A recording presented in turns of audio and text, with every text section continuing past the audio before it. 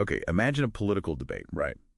But less stiff and formal, more like a really high stakes kind of strategic verbal dance off. That's pretty much what we saw recently.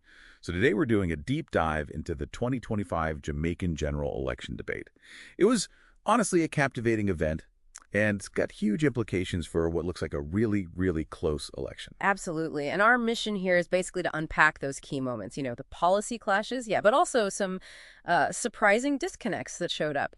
These really tell us a lot about the dynamics of Jamaican politics right now, especially, and this is crucial, when the polls are showing what's essentially a statistical dead heat makes every little thing count. Right, every moment magnified. Okay, let's set the stage. The contenders.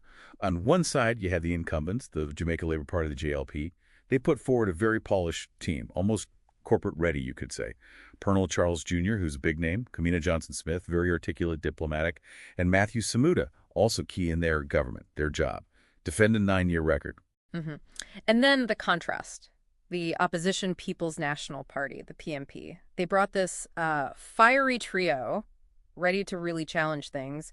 You had Damian Crawford, known for being passionate, sometimes theatrical. Raymond Price, very sharp debater, quick wit. And Sophia Fraser-Binns, strong on community issues. Their goal was pretty clear. Poke holes in the JLP's record, push that message of change. It really felt like a clash of, well, generations, styles, even political philosophies. Definitely beyond just the personalities, though, the policies. Yeah. That's where things got really sharp. Let's dig into a couple that stood out. Student loans, for starters. The JLP, they proposed this $100,000 credit. Yeah. But only for student loan accounts that were, in good standing. So kind of a reward for being financially responsible. Yeah, and what's really interesting is how the PNP hit back. They had this graduated forgiveness idea. Basically, your loan gets discounted for every year you work in public service. So it puts this question right out there for you, the listener.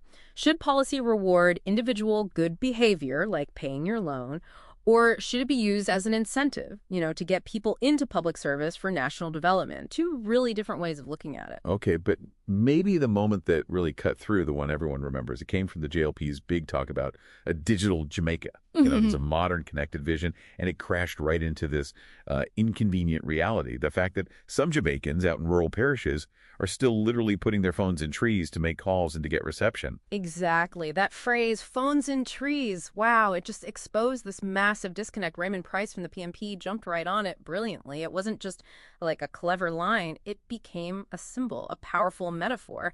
It sort of cut through all the fancy policy talk about digital transformation and highlighted these really basic, relatable problems that maybe get overlooked. It really spoke to that gap between grand plans and, people's actual lives.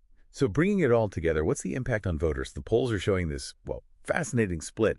Seems like the JLP did well connecting with younger voters, specifically the 18 to 24 group. You hear them saying things like they want continuity, they want the government to continue the projects they started. But then you flip it, and the PNP has this commanding lead with older voters. We're talking 55 plus, and their motivation seems quite different. A real desire for change, a feeling that the PNP will do more for the people.